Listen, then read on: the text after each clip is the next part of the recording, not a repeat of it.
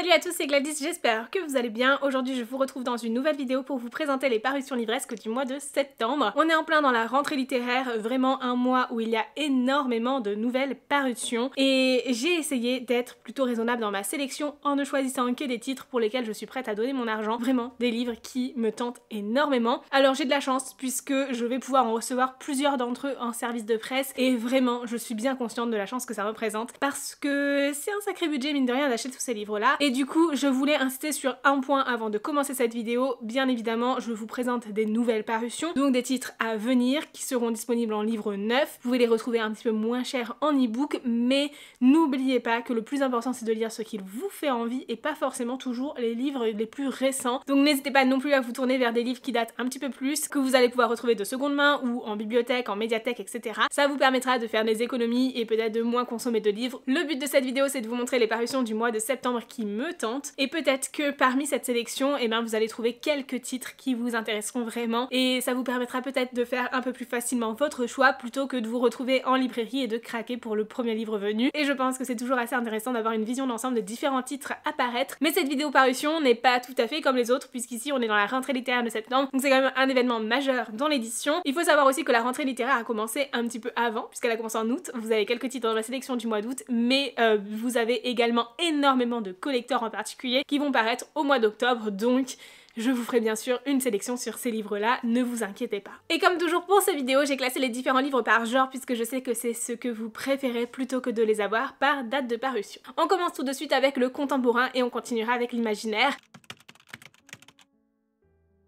En contemporain young adulte tout d'abord, j'ai sélectionné le 4e tome de Inheritance Games de Jennifer Lynn Barnes, apparaître chez Pocket Jeunesse le 7 septembre. Alors ici le livre est appelé tome 4 en français mais en réalité c'est le spin-off de la trilogie principale Inheritance Games dans lequel on va suivre les frères Hawthorne, en particulier Grayson et Jameson, qui vont avoir quelques petites énigmes et mystères à résoudre pour protéger leur famille. Et cette histoire se passe un an après les événements de la trilogie principale, donc difficile de vous en parler plus sans vous spoiler ce qui peut se passer dans Inheritance Games, mais ça va être très intéressant je pense, et en tout cas je l'espère puisque j'ai vraiment bien aimé les enquêtes dans la trilogie principale et du coup c'est vrai que je trouve ça chouette de pouvoir en avoir de nouveau, et en plus de ça un tome qui est vraiment dédié aux frères Hawthorne qui permettra peut-être d'un peu mieux les comprendre aussi. Et le deuxième titre que j'ai sélectionné en contemporain young adulte, c'est également une parution de chez Pocket Jeunesse, cette fois-ci du 28 septembre, il s'agit des 99 Boyfriends de mes rêves de Adam Sass. C'est d'ici l'histoire de Lucas, un jeune homme sensible et talentueux qui idéalise et dessine les garçons qui lui plaisent sur Instagram. Il s'est créé 99 petits amis imaginaires jusqu'au jour où il rencontre enfin le garçon parfait dans le métro, mais les portes se referment juste avant qu'il ait pu lui demander son numéro, et du coup il est tellement déterminé à faire de son rêve une réalité qu'il va finir par partir à sa recherche. C'est un petit peu le 100e petit ami qu'il pourrait avoir qui cette fois-ci serait un peu plus réel que les autres. Une histoire dans laquelle je pense qu'on va suivre aussi l'évolution de Lucas au fur et à mesure puisque ce sont des thèmes assez propres aux young adultes et ça me tente beaucoup. Je pense que ça peut être très intéressant de découvrir cette histoire et je pense aussi, ou en tout cas je l'espère, qu'ici on trouvera des valeurs autour de l'importance de vivre dans le moment présent, de vivre dans le réel et non pas juste dans le virtuel que l'on peut avoir sur les réseaux sociaux. Je m'avance peut-être, c'est peut-être pas ce que l'on va trouver ici, mais en tout cas je suis bien curieuse de le découvrir.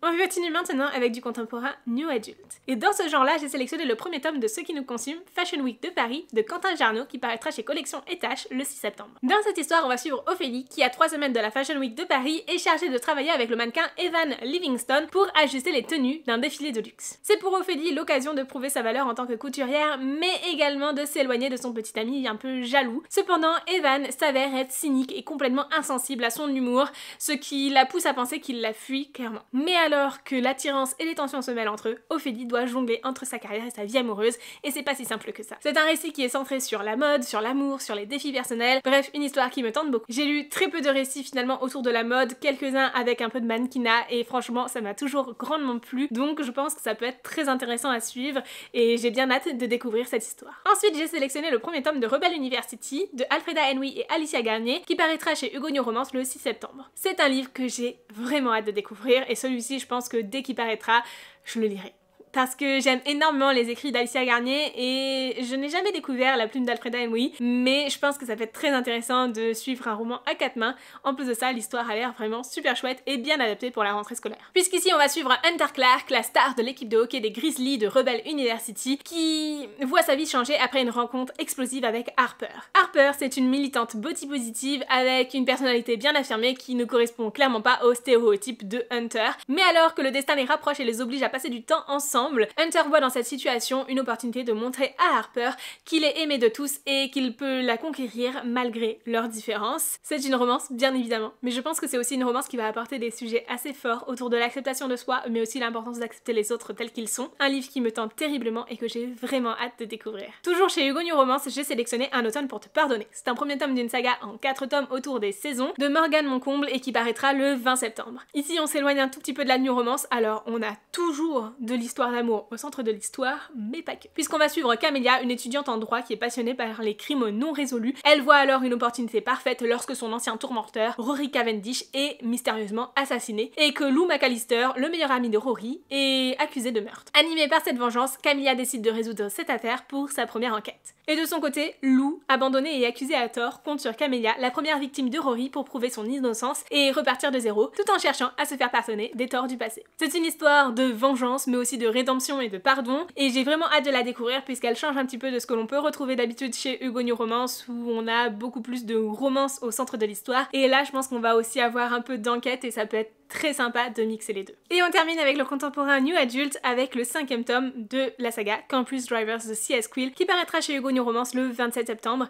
C'est le 5e et dernier tome de cette saga, cette fois-ci elle est vraiment finie. Je vous ai déjà parlé des Campus Drivers à plusieurs reprises puisque je suis à jour dans cette saga. C'est une histoire dans laquelle on suit différents étudiants d'université qui ont fondé une société, les Campus Drivers, une application de taxi qui sert à transporter les étudiants et les étudiantes d'un bout à l'autre du campus. Et depuis le 4e tome, l'histoire se passe à Miami, donc dans une autre université et avec d'autres personnages que l'on ne connaissait pas d'avant. Ici on va suivre Luke, un personnage que l'on rencontre dans le 4e tome, mais je ne vais pas vous en dire plus parce que si je vous parle un minimum du résumé de ce livre, je vous spoil le tome 4 et c'est pas le but. Parce que je sais très bien que parmi vous, il y a certaines personnes qui n'ont peut-être pas commencé la saga ou qui n'ont pas encore lu le 4e tome et qui n'aimeraient pas être spoilés en regardant une vidéo. Sachez juste que c'est une histoire que j'ai hâte de lire, même si j'ai un petit peu d'appréhension, puisqu'en même temps ça signifie aussi dire au revoir à ces personnages que j'aime tant, mais je sais très bien que je passerai un super moment parce que C.S. Quill est une autrice qui apporte énormément d'humour dans ses récits et pour le coup Campus Driver c'est vraiment une bulle d'air frais, un petit moment plein d'humour, de légèreté, bon qui parfois aborde aussi des thèmes un petit peu plus profonds, mais vraiment c'est toujours super bien fait, hyper bien dosé et j'aime énormément. Bref, j'ai hâte de découvrir ce 5e et dernier tome de la saga.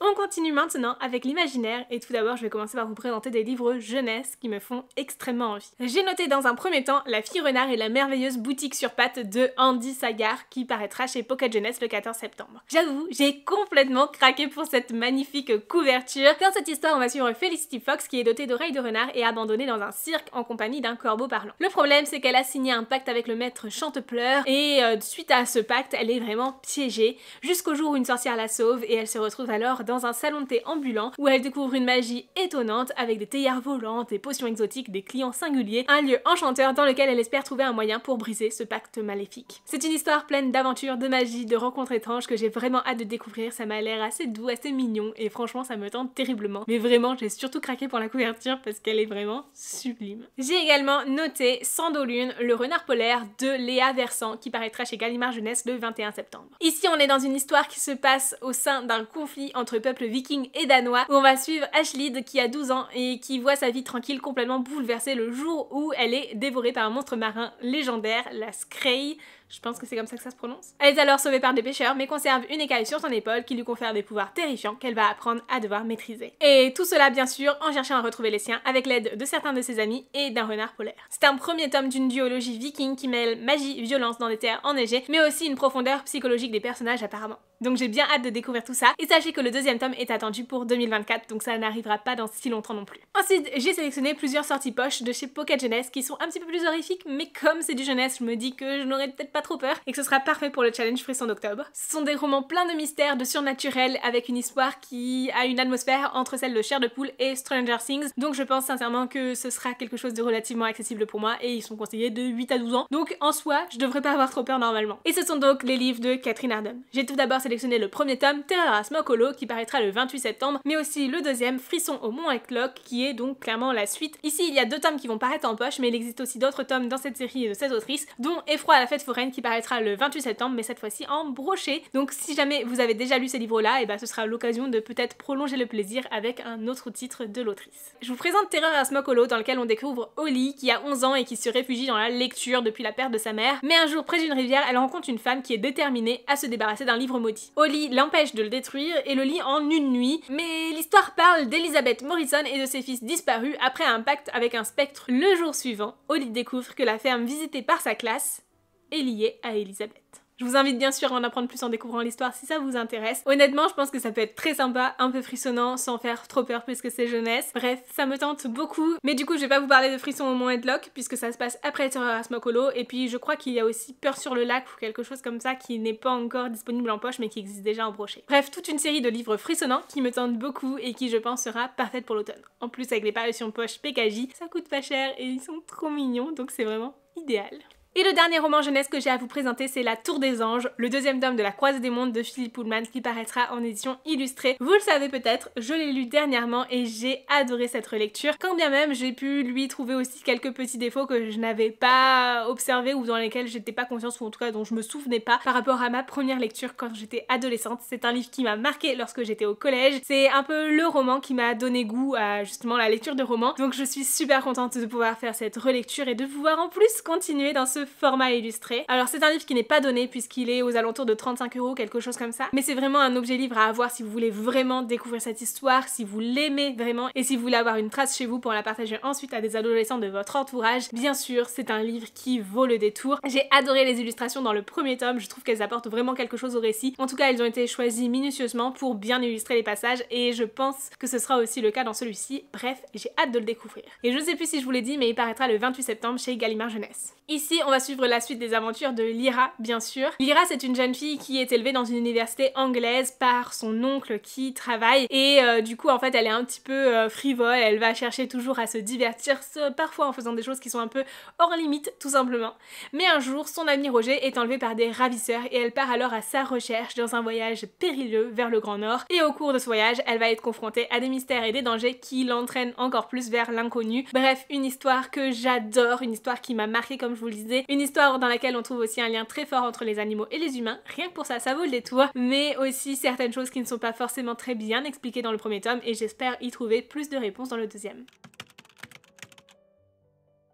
On continue maintenant avec tout ce qui est imaginaire young adulte. Dans ce genre-là, j'ai noté L'Engrange-Temps de Neil Pfeiffer qui paraîtra chez Hachette le 6 septembre. Ici, on va suivre l'histoire de Sophie, une chronolangue capable de parler aux horloges animées qui protège le royaume en surveillant les complots. Cependant, sa routine est bouleversée le jour où Dimitri, le frère jumeau du roi, lui demande de réparer une horloge magique, L'Engrange-Temps. C'est une horloge qui permet de voyager à travers le temps. Et animée par le désir de revoir son père décédé, elle l'accepte. Mais en se lançant dans cette aventure risquée, Sophie réalise que manipuler le temps a un coût élevé. C'est une histoire de magie qui mêle à la fois le voyage temporel mais aussi les dangers inattendus et elle me tente trop parce que j'aime énormément le voyage dans le temps et des premiers avis que j'ai pu lire des réceptions de services de presse, et bien franchement c'est un livre qui apparemment a l'air génial. Donc clairement dès qu'il va sortir je vais courir me l'acheter parce qu'en plus le collector est magnifique. Le livre suivant que j'ai sélectionné parle aussi de voyage dans le temps, il s'agit du tome 2 de la saga Seul un monstre, jamais un héros de Vanessa Len, apparaître chez Lumen le 7 septembre. Dans cette histoire on va suivre Joanne Chung dont la vie bascule du jour au lendemain lorsqu'elle découvre que sa famille fait partie d'un clan de créatures dotées de pouvoirs cachés, dont elle aussi a certains pouvoirs, dont le pouvoir de voyager à travers le temps. C'est quelque chose qui est conféré aux monstres. Tout simplement, en touchant les vivants, ils vont pouvoir accumuler une partie de leur espérance de vie. Et en accumulant cette espérance de vie, ils vont pouvoir la convertir en temps pour voyager dans le passé. Et lorsque Joanne découvre ses pouvoirs, un drame survient. Elle n'a pas d'autre choix que de faire confiance à Aaron Olivier, un fils d'un clan ennemi, pour pouvoir apprendre à maîtriser ses pouvoirs, mais aussi à sauver sa famille.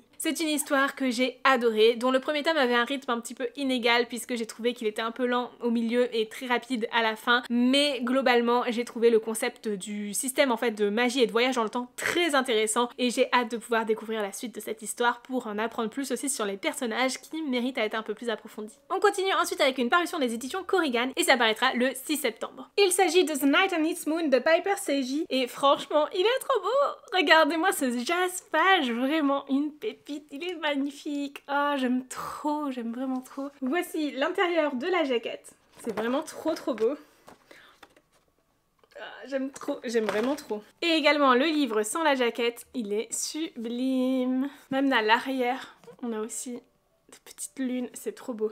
Le jaspage continue en haut, en bas, et vraiment, la tranche est si belle. Mais assez parlé de l'objet livre, ici on va suivre deux jeunes filles, Nox et Amaris, qui sont orphelines, de sang mêlé, mi-faé, mi-humaine. Elles se sont fait une promesse de vivre ensemble, loin de cet enfer. Mais alors que Nox est vendue à une maison close et que Amaris s'enfuit pour prendre les arts de la guerre, eh bien une guerre imminente entre les faés et les humains est sur le point d'éclater. Elles se retrouvent alors dans des camps séparés, sans pour autant oublier leur amour l'une pour l'autre et la promesse qu'elles se sont faites de se retrouver coûte que coûte. C'est une histoire qui va parler de complot politique dans une guerre entre des faés et des humains, bref, quelque chose qui a l'air très intéressant. On est clairement sur de la romantaisie, ça me tente beaucoup et je pense que je pourrais grandement aimer ce livre, donc j'ai hâte de le découvrir. Ensuite, j'ai noté le deuxième tome de la saga La fille du roi pirate, la fille de la reine sirène de Tricia Levenseller, qui paraîtra aux éditions Stardust le 13 septembre. Ici, c'est une histoire que j'ai vraiment hâte de découvrir parce que j'ai bien aimé La fille du roi pirate, même si je pense que ça aurait mérité un petit peu plus d'approfondissement sur certains points. J'avoue que les retournements de situation à la fin m'ont bien donné envie de découvrir la suite. C'est une histoire de piraterie, comme vous l'aurez bien compris, dans laquelle on va suivre Alosa, la fille du roi pirate, qui est amenée à chercher une carte pour son père à bord du navire ennemi. Du coup, elle fait en sorte de se faire kidnapper par les ennemis pour pouvoir avoir accès à leur navire et ainsi chercher la carte. Mais ça, c'est quand même une grande partie du tome 1 et pour moi, c'était un peu le plus gros bémol de l'histoire, c'est que la recherche de la carte est quand même vachement longue à bord d'un navire qui n'est pas si grand que ça pourtant. Mais franchement, eh bien, comme je vous le disais, les révélations finales me donnent bien envie de découvrir la suite et du coup, je suis bien tentée par cette nouvelle parution qui, je pense, sera très intéressante. Et puis ça permettra de prolonger un petit peu l'été, qui pour moi est une période vraiment propice à lire des romans de piraterie ou des romans, en tout cas, qui se passent dans des univers marins. D'ailleurs, je vous ai fait toute une vidéo à ce sujet. On continue ensuite avec une parution des éditions Korrigan. Il s'agit de Broken Bones de Jibri qui paraîtra le 13 septembre. Ici, on va suivre Hollander qui, suite au décès de ses parents dans un accident, découvre qu'elle est dotée de pouvoirs immenses et effrayants qu'elle tente de garder secrets. Mais alors qu'elle tente de fuir la puissance de ses pouvoirs, elle est rattrapée par les traditions de son monde où les femmes ont des liens avec les hommes auxquels elles sont destinées. Cependant, Hollander porte un fardeau bien plus lourd, elle détient le destin du monde entre ses mains. Et alors qu'elle est contrainte de cohabiter avec ses âmes sœurs, elle réalise que leur présence met le monde en péril. C'est donc une histoire dans laquelle on va suivre une protagoniste avec des pouvoirs puissants mais qui en même temps doit faire face à des dilemmes importants mais aussi à des enjeux sur l'existence de son propre monde. Bref, ça me tente beaucoup, même si de base je ne suis pas très friande du scénario des âmes sœurs, j'ai hâte de voir comment ce sera traité ici. Ensuite, je vous présente un livre que j'ai déjà lu, il s'agit du premier tome de Vampiria, La Cour des Ténèbres de Victor Dixon, qui paraîtra le 14 septembre aux éditions Robert Laffont dans la collection R, mais il s'agit ici d'une réédition en format collector. Vous le savez, je suis toujours un petit peu sceptique quand je vois des rééditions collector de certains titres qui sont parus il y a bien longtemps et que l'on a sûrement déjà tous chez nous. En tout cas, moi c'est mon cas, puisque j'ai déjà le premier tome de cette saga en brochet, et en plus de ça, je l'ai fait dédicacer par l'auteur, donc honnêtement, je ne pense pas me séparer de mon brochet, clairement pas, il a trop de valeur pour moi, mais en même temps, eh bien je me dis, oh, le collector est magnifique, et j'ai acheté le collector de Vampiria America.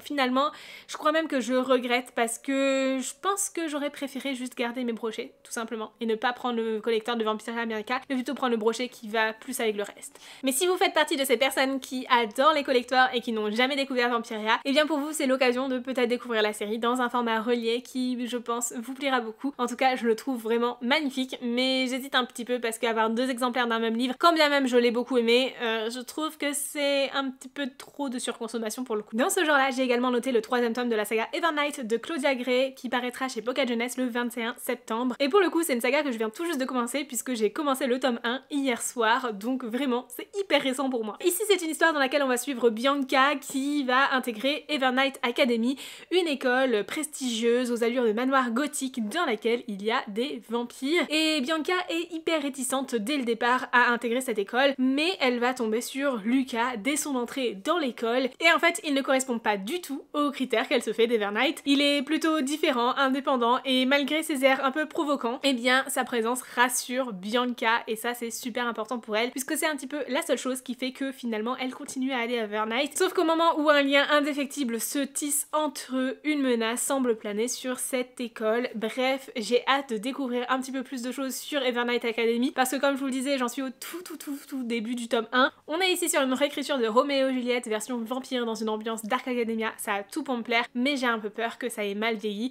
Donc je vous dirai ça quand j'aurai terminé le premier tome bien sûr, et j'ai déjà le deuxième tome à ma pile à lire, du coup si j'apprécie, je me jetterai sur le tome 3. On continue ensuite avec L'Archère et le Loup, le premier tome de la saga Les Gemmes de vie de Fanny André apparaît aux éditions Bookmark le 25 septembre. Ici on va suivre Au Sol, une archère exceptionnelle parmi les Amazones. Mais pourtant elle est rejetée à cause de sa mère et se voit alors chargée d'escorter la fille de l'empereur d'un pays voisin pour sceller une alliance. Elle est alors déterminée à prouver sa valeur coûte que coûte, mais pour cela elle doit gagner la confiance d'une troupe de soldats qui l'a déjà évincée. Et alors que les attaques se multiplient, Au Sol et ses compagnons doivent s'allier pour mener à bien leur mission et survivre. C'est une histoire qui allie à la fois l'Amazonie mais aussi la mythologie grecque, la royauté, les complots, la magie, avec une aventure pleine de romance où les personnages vont être amenés à coopérer pour pouvoir surmonter les défis sur leur chemin. Franchement, j'ai bien envie de découvrir cette histoire, elle me tente énormément. Et si vous ne le savez pas encore, aux éditions Bookmark, vous avez l'ebook qui sort un mois avant le livre papier. Du coup, il y a peut-être déjà des avis sur ce livre-là qui vont paraître très bientôt, donc je vais pouvoir me fier de ces premiers avis avant de voir si je craque ou pas pour celui-ci. Et autre avantage, si comme moi vous aimez lire en plusieurs formats, quand vous passez par le site internet des éditions Bookmark et non pas par d'autres revendeurs ou libraires, et bien vous achetez le livre papier et vous avez l'ebook offert. Et ça franchement, c'est vraiment super chouette. Ensuite, j'ai sélectionné le premier tome de Destin Cruel de Cally Smith qui paraîtra aux éditions Bayard le 27 septembre. Ici, on va suivre Calliope qui vit à Illustros, un endroit où des dés magiques forgent le destin des sorciers. Et elle est à 3 lancers d'une funeste malédiction. Elle est alors traquée par des reines sorcières qui l'aperçoivent comme une menace et du coup elle les fuit et se cache. Cependant, sa rencontre avec Gideon, lui aussi frappé par un destin sombre, bouleverse l'ensemble de tout ce qu'elle pourrait attendre et ensemble ils vont découvrir qu'un échappatoire existe et se lancer alors dans une quête pour changer leur destinée. C'est une histoire qui me tente énormément, j'ai hâte de la découvrir tout simplement parce que je trouve que ce système de magie basé sur le lancer de dés est très intéressant, ou en tout cas il a l'air très intéressant. Je trouve que ça fait un petit peu inspiré d'un jeu de rôle finalement et je pense que ça peut être très sympa à découvrir. Bref, j'ai plutôt hâte. Ensuite, j'ai sélectionné L'Alliance, le premier tome de Fire and Frost de Ellie Blake, apparaît chez Corrigan le 27 septembre. Ici, c'est une histoire dans laquelle on va suivre Ruby, une sang de feu, qui est dotée donc d'un pouvoir de guérison, de destruction par les flammes, et elle est traquée par des sangs de glace, et elle est traquée par les sangs de glace, des traqueurs de pouvoir, dans un royaume plongé dans un hiver éternel. Mais alors que sa mère est tuée et que la vie de Ruby est en grand danger, Ruby est sauvée par Arcus, un rebelle des sangs de glace. Cependant, Arcus cache aussi un mystère sombre derrière son masque de glace, et ils vont devoir à un moment donné apprendre à s'ouvrir l'un à l'autre et à révéler leurs secrets pour se faire confiance et aller plus loin dans leur alliance improbable. C'est une histoire de fantasy qui me tente énormément. Pour le coup, je trouve qu'il est un peu plus adapté pour l'hiver puisqu'on est dans un monde enneigé, dans un hiver éternel, etc. Donc je trouve un petit peu dommage qu'il sorte au tout début de l'automne, même si d'un autre côté ça laisse aussi le temps de découvrir quelques avis, de se le procurer pour pouvoir le glisser dans nos piles à lire saisonnières et donc parfaitement pour l'hiver. En tout cas, c'est un livre qui me tente énormément et que j'ai hâte de découvrir. Et on termine avec de l'imaginaire, mais cette fois-ci New Adult. Dans un premier temps, j'ai sélectionné le 4e tome de la saga Witch and God de Liston. Enfin, c'est pas vraiment un 4e tome, c'est plutôt le premier tome du 2e arc narratif, Les Dieux du Temps. C'est un livre apparaît aux éditions BMR en format papier le 6 septembre, mais qui est déjà disponible en e-book si jamais ça vous intéresse. Pour le coup, j'attends avec impatience la sortie papier parce que je les ai tous en papier et du coup j'ai envie de continuer ma collection, bien évidemment. Ce 2e arc narratif démarre sur un sortilège interdit aux conséquences dévastatrices pour 3 sorcières. Et alors, offensés, les dieux du temps cherchent une vengeance. On retrouve cette guerre entre les dieux et les sorcières, mais surtout au cœur de l'histoire, une histoire d'amour autour de Pasiphae, un personnage que l'on découvre déjà dans les tomes précédents, mais en tant que personnage secondaire. Mais dans ce tome, l'autrice joue aussi sur du voyage dans le temps, puisque Pasiphae se retrouve projetée dans le passé en pleine guerre de Troie, où elle va devoir faire équipe avec Phobos, et vous vous doutez bien qu'elle va finir par craquer pour le dieu de la peur, puisqu'on est clairement sur de la romantasy, où la romance est vraiment au centre de l'histoire. J'ai hâte de découvrir ça, parce que j'ai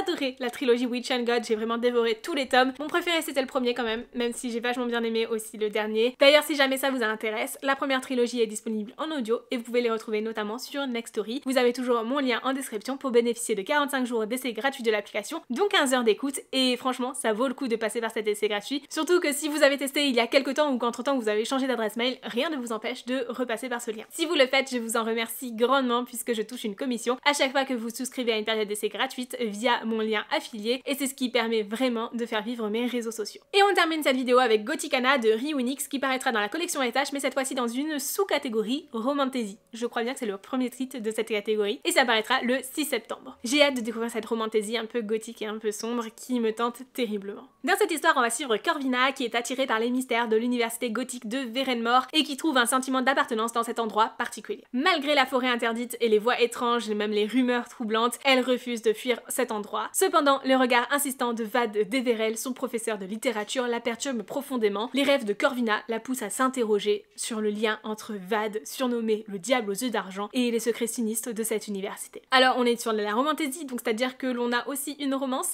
J'espère juste que c'est pas la romance prof-élève entre ces deux personnages décrits dans le résumé, parce que clairement c'est pas quelque chose que j'apprécie. Mais le côté université gothique, dark academia, etc. me tente terriblement et j'ai hâte de découvrir les mystères de cette université. Donc j'espère que j'apprécierai grandement cette lecture. Voilà donc pour cette sélection des parutions livresques du mois de septembre. Je pense que celle d'octobre sera aussi très conséquente puisqu'il y aura beaucoup de collecteurs en octobre. J'espère sincèrement que cette vidéo vous aura plu. N'hésitez pas à me dire en commentaire quels sont les titres qui vous font le plus envie pour ce mois de septembre, que ce soit des livres présentés ici ou non d'ailleurs, puisque ça me permettra peut-être aussi de découvrir certains livres dont je serai éventuellement passée à côté. Sur ce, en attendant la prochaine vidéo, je vous souhaite d'excellentes lectures, je vous fais de très gros bisous et je vous dis à très bientôt. Ciao!